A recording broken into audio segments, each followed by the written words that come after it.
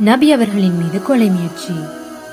ஹபஷாக்கு ஹிஜ்ரத் செய்த முஸ்லிம்களை திரும்ப கொண்டு வருவதில் தோல்வியுற்ற இணை வைப்பவர்கள் குரோதத்தினாலும் கடுங்கோபத்தினாலும் பொங்கி எழுந்தனர்.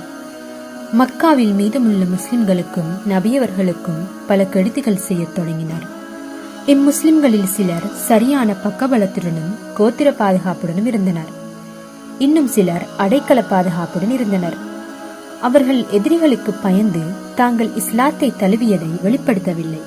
இருந்தும் நிராகரிப்பவரின் தொல்லையிலிருந்து முழுமையாக பாதுகாப்பினை பெற அவர்களால் இயலவில்லை. என்றாலும் அல்லாஹ்வின் தூதர் நபி ஸல்லல்லாஹு அலைஹி வஸல்லம் அவர்கள் எப்போதும் அந்த அக்கிரமக்காரர்களின் கண்களுக்கு முன்பாகவே தொழுது வந்தார்கள். இதனை யாராலும் தடுக்க முடியவில்லை.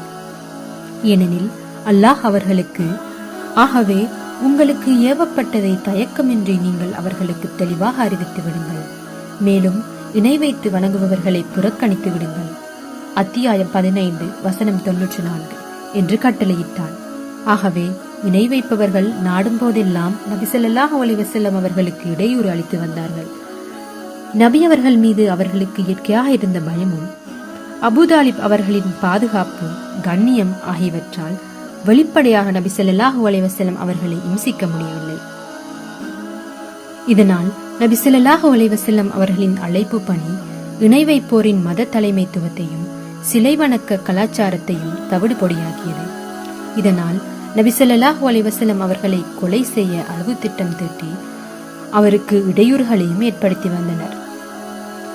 அபூலஹபின் மகன் உதைபா நபி ஸல்லல்லாஹு அலைஹி வஸல்லம் அவர்களிடம் சூரா நஜ்மை ஓதி காண்பித்து, இதனை நான் மறுக்கிறேன் என்று கூறி நபி ஸல்லல்லாஹு அலைஹி வஸல்லம் அவர்கள் மீது பாய்ந்து சட்டையை கிழித்து முகத்தில் எச்சியை துப்பினான். ஆனால் அல்லாஹ் முகத்தில் விழவிடவில்லை. அல்லாஹ்வே, உன் மிருகத்தின் முகத்தை அவன் மீது காட்டுவாயாக என பிரார்த்தித்தார்கள். இந்த வேண்டுதலை அல்லாஹ் ஏற்றுக்கொண்டார். அவன் ஷாமில் ஜர்கா என்ற இடத்தில் தங்கிய போது இரவில் சிங்கம் வந்து அவன் கழுத்தை கடித்து குதறி கொன்று விட்டது. நபி ஸல்லல்லாஹு அலைஹி வஸல்லம் அவர்களை குறைஷிகள் கொல்ல வேண்டும் என்று எண்ணம் கொண்டிருந்தனர் என்பதற்கு அப்துல்லாஹ் இப்னு அம்ர் இப்னு ஆஸ் ரலியல்லாஹு அன்ஹு அறிவிக்கும் சம்பவத்தை சான்றாக முன்வைக்கிறார். குறைஷிகள் ஹஜருல் அஸ்வத்திற்கு அருகில் குழுமியிருந்தனர். அங்கே அம்ர் இப்னு ஆஸ் ரலியல்லாஹு அன்ஹு அவர்களும் இருந்தார். இவருடைய விஷயத்தில் பொறுமை காத்தது போல எதிலும் பொறுமை காக்கவில்லை என்று குறைஷிகள் பேசிக் கொண்டிருந்தனர்.